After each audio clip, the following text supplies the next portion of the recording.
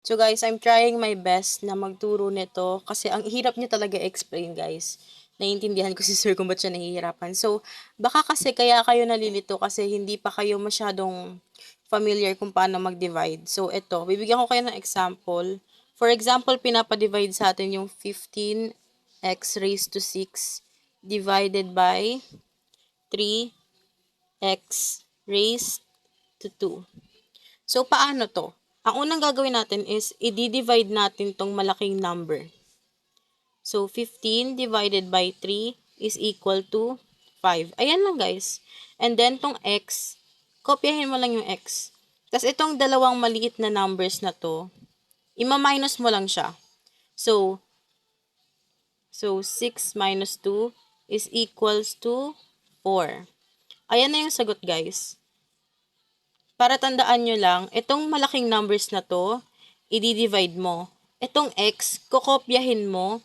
Itong maliliit na numbers, ima-minus mo pang magde-divide ka. Itong rules na to guys, pang-divide lang to Huwag nyo itong gamitin sa multiplication. Okay, another example guys. For example, ang pinapa-divide na sa atin is x sub 3 pinapa-divide sa x sub sa x. Ayan, guys. So, nakikita nyo to.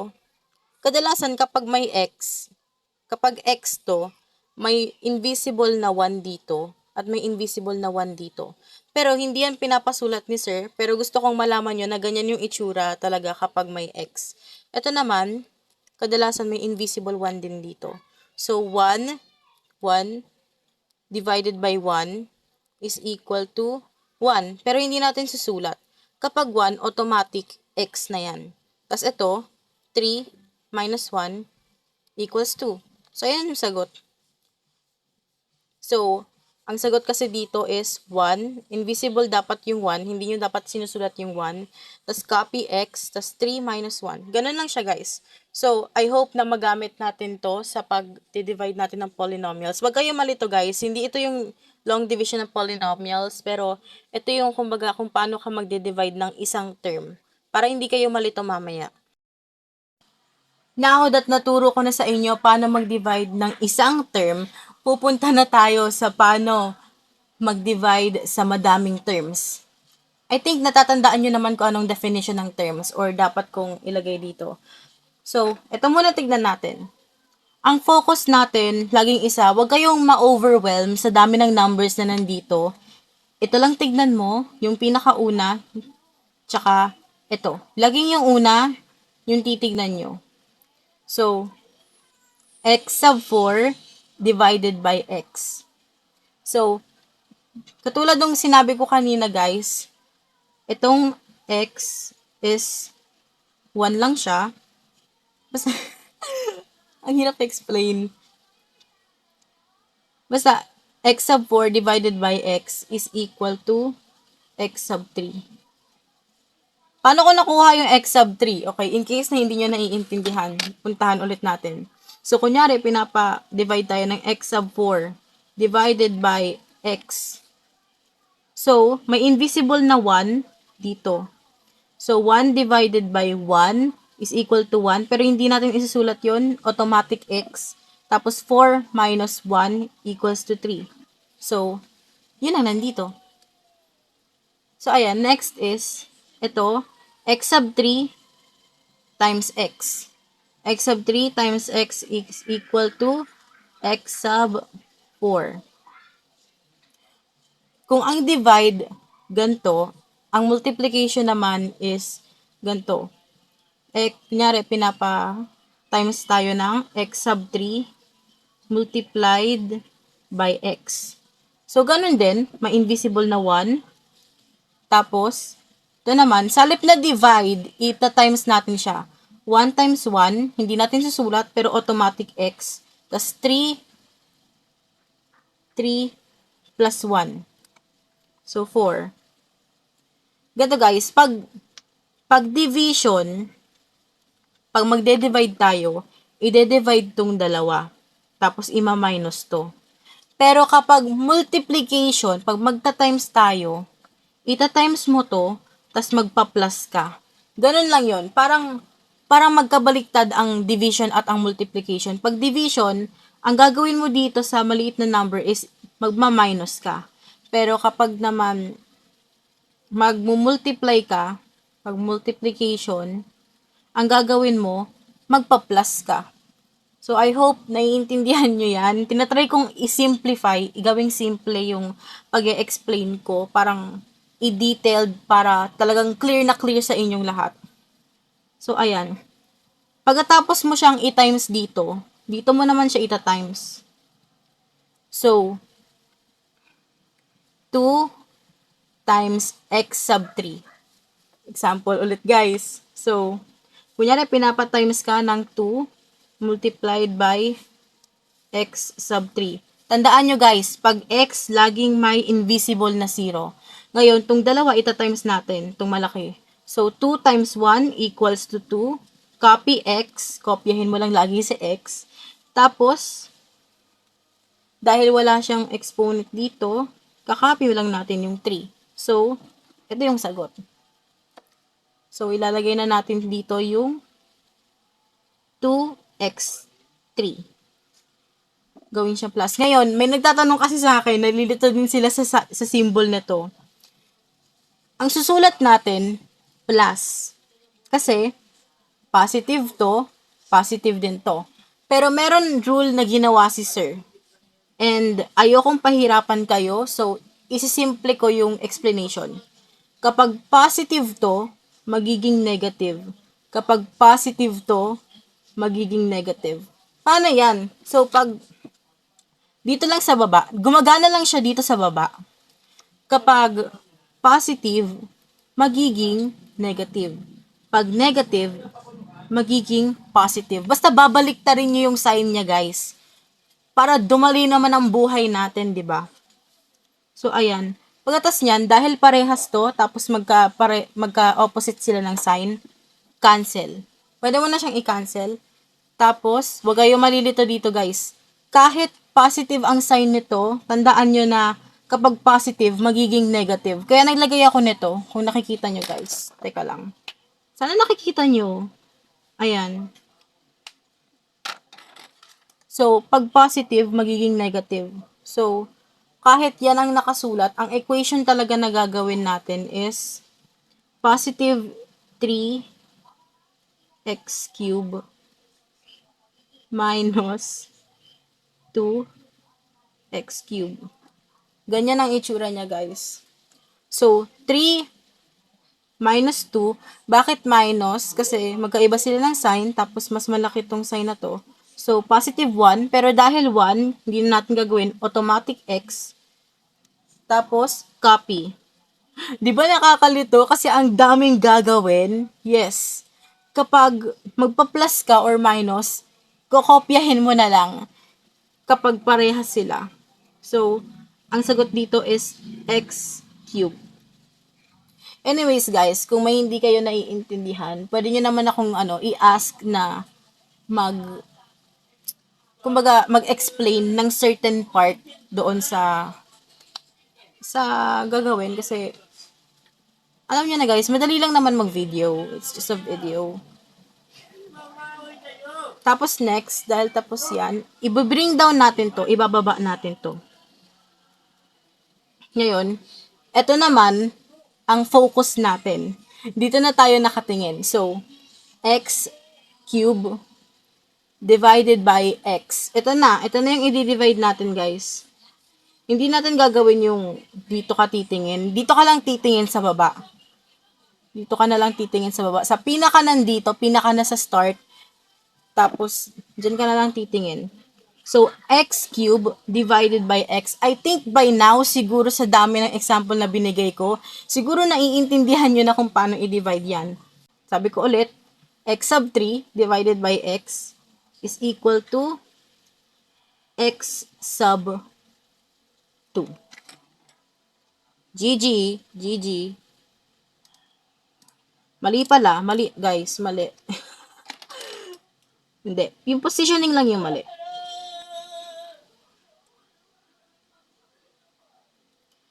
Now guys, gusto ko guys na malaman nyo to kapag nagsusulat ka ng sagot, lagi mo siyang i-pair, ipapantay sa kaparehas niya. Imposible naman kasing ito, di ba kanina nagkamali ako kasi nilagay ko tong 3 dito sa 4. Dapat, kung 3 to, dapat yung mga kalay niya, yung mga kalinya niya, number 3. So guys, wag kayong anga-anga tulad ko. So dahil nalagay na natin siya dito, magta-times tayo. Ta-times na natin siya dito. Ngayon guys, sana wag kayong malito. Ang pagta-times nyo, parang distribution. Kunyari, diba? Hatiin na. Teka lang guys. Teka lang ma'am, teka lang sir. Kunyari, pinatimes tayo sa x plus 2 times, nilagyan yan. Panilagyan yan. X squared. Ngayon, paano to? Dapat, ang pagta-times mo, by distribution. Kumbaga, ita-times mo siya dito, tapos ita-times mo ulit siya dito. Paano yan? So, x squared times x sub 1, x, sabi ko yung x sub 1 equals to x sub 3. Tapos, x squared times 2 is equal to 2x squared. Ayan. Ayan ang sagot niya, guys. So, I hope medyo clear yung theory kung bakit ang gulo nitong pag-ano niyan. So, sa x squared, ita-times muna natin to. X squared times x is equals to x sub 3.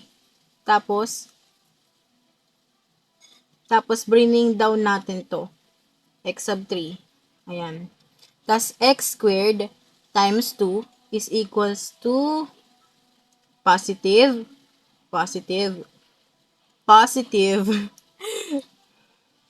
2x squared.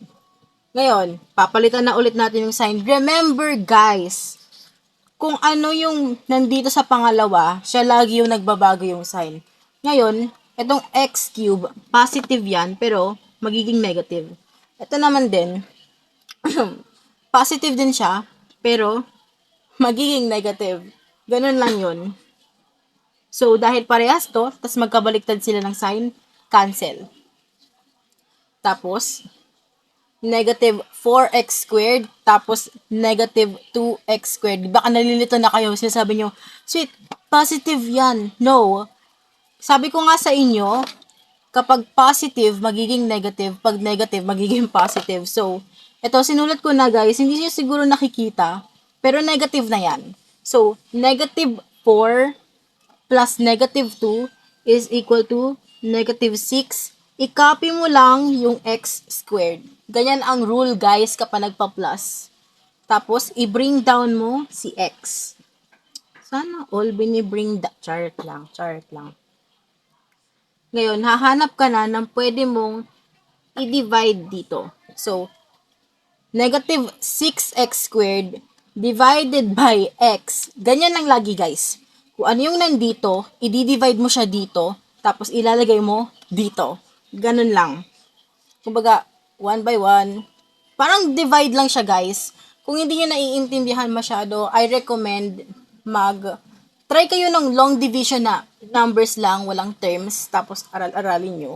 So, negative 6x squared divided by x is equal to negative 6x. And then, ito na, magta-times na tayo ulit.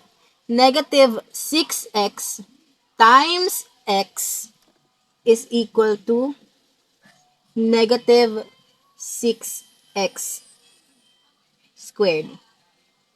And then, ito naman, negative 6x times 2 is equal to negative 12x. So, ayan. Ito na naman tayo, guys. Papalitan na naman natin yung sign. So, negative to, magiging positive. Ito, negative, magiging positive. So, ayan. negative 6x squared dahil parehas, tas opposite ng signs, cancel. Tapos, negative 12x minus x. So guys, huwag kayo malilito dyan. Ang sagot dyan is positive 11x. Ngayon, sweet, paano na naman nangyaring positive 11x? Okay, mag-minus tayo. Okay, so, meron tayong positive 12x, negative x. Ngayon, di ba sabi ko guys, laging may invisible 1.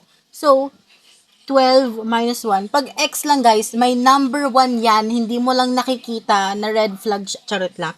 Ayun, so, 12 minus 1 is equal to 11x. Anong sign ang malaki? Positive or negative? Positive. So, 11x. Ayan, diyan ko siya nakuha guys. Next is bring down. Ito, ibababa mo na siya dito. Lagi siyang bring down guys. So, plus 1. Ngayon, 11x. Ito na naman tayo guys. 11x divided by x is equal to 11. Positive 11. Ngayon, ito na naman tayo guys.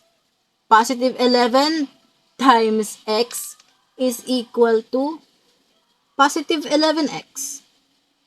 Next is positive 11 times 2 is equal to positive 22. Now, ito na naman tayo guys. Papalitan natin yung sign dahil positive to, magiging negative. Dahil positive to, magiging negative. Tapos dahil nga parehas sila, tapos magkaiba lang ng sign, cancel. Tapos, positive 1 plus negative 22. Sana guys, natatandaan nyo pa kung paano mag plus and minus ng integers, positive and negative integers. So, is equal to negative 21. Now, wala ka nang i-bring down. Once na wala ka nang i-bring down, wala nang susunod dito, tapos ka na, yan ang remainder mo. Ito na ang natitira, wala ka nang magagawa kung hindi ka niya, ay, charot lang. So, ayan. Now that may remainder, pwede natin isulat yung or. Ito yung sinabi ni sir kapag may remainder. So, gagawin natin is, isusulat natin tong nasa taas muna. Ayan. Ang ginagawa ko is nilalagyan ko siya ng parenthesis para huwag tayo malito. So, meron tayong x sub 3 plus x squared minus 6x plus 11. Ayan, parenthesis. Plus, yung remainder na nasa taas, negative 21, over dito. X plus 2. So, ayan guys. This is your final answer. Yan ang final answer, guys. Sana, nakaambag man lang ako sa buhay nyo kahit like 5%. And yeah, if case guys na gusto nyong malaman kung tama ba talaga yung sagot nyo, may isesend akong link dyan sa inyo guys na baka makatulong. So, ayun guys, if ever may tanong kayo, may hindi kayo naiintindihan, pwede naman akong mag-video about dun sa certain parte na hindi nyo naiintindihan. So, okay. So guys, sagot well.